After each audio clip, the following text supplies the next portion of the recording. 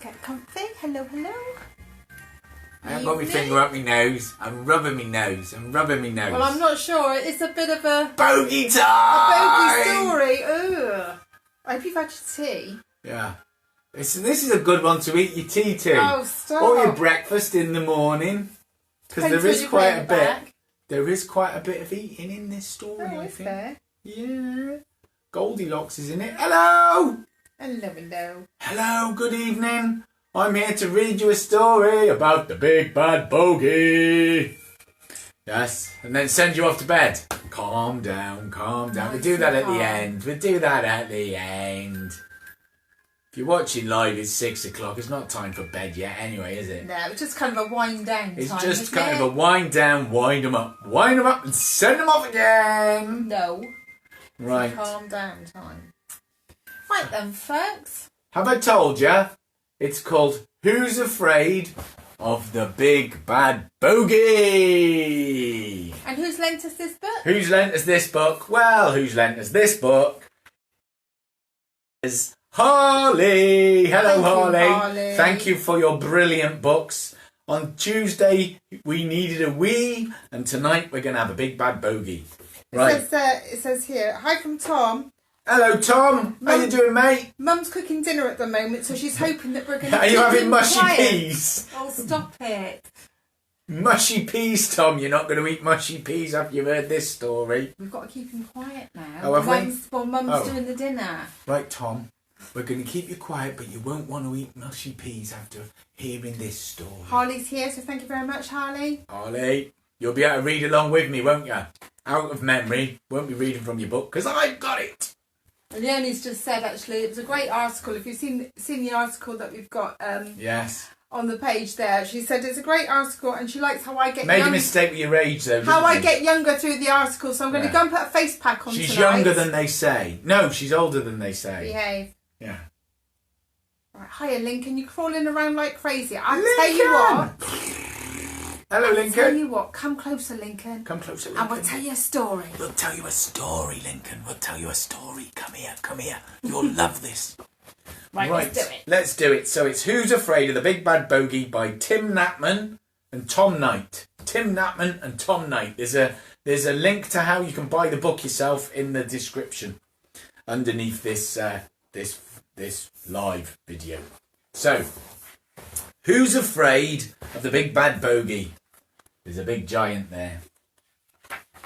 Okay, so, once upon a time, in a faraway land, 3 bogies lived up a horrid, hairy nose of a massive giant.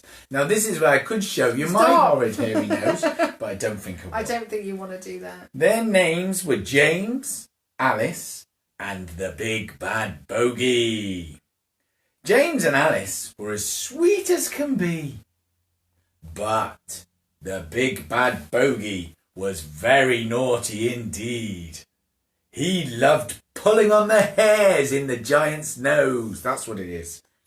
Revolting nose and making him sneeze. Achoo! Right, let's see. There he is. He's pulling the giant's... He does look like he's up to mischief. They're in the giant's nose. He's up to mischief. Well, he gets up to a lot of mischief. Listen to this. One day, the giant had had enough. He stuck his finger up his nose and had a really good pick. Ugh. Help! Said James and Alice. He's going to pull us out and eat us. But the big bad bogey was bored of living up the giant's nose, and he jumped onto the finger, shouting, "Yippee!"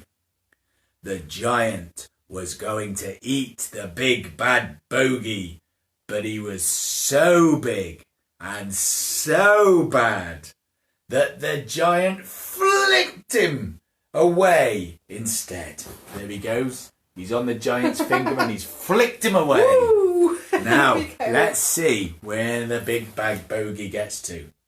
As the big bad bogey flew through the air, he sang. We'll have this at Dancin Tots. It's a good song. Ready? Who's afraid of the big bad bogey, the big bad bogey, the big bad bogey? Who's afraid of the big bad bogey? Every one of you. Yeah, that's right. There he is, look, singing. As bogies do. As bogies do. Then the big bad bogey went crashing through the roof of Grandma's house, just as she was about to be eaten by the wolf. And the big bad bogey squashed the wolf flat. Little Red Riding Hood came in and said, "Grandma, what a big bogey you've got." "All the better to squish you with," said the big bad bogey. "Don't you dare," said the woodcutter, waggling his axe.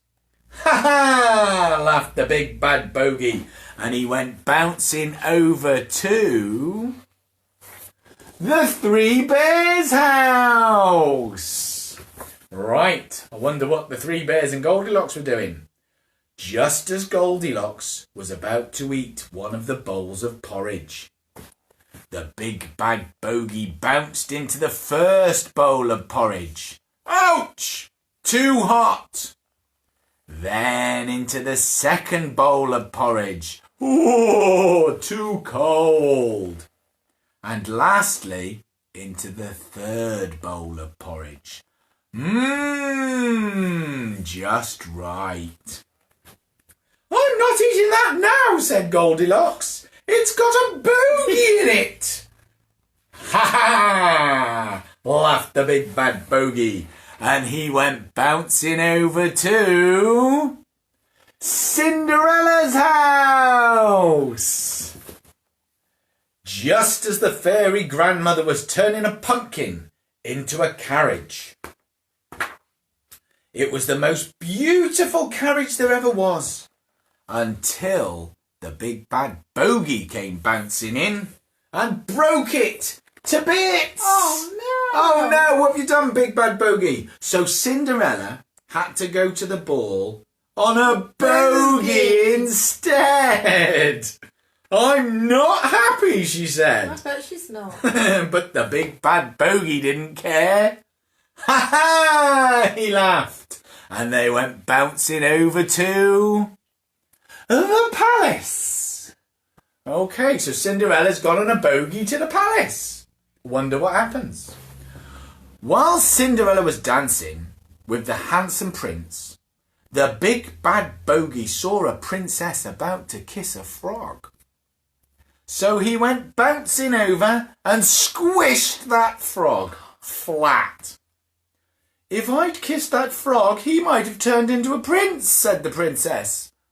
"But you're disgusting and ugly too, so if I kiss you, you might turn into my true love." No.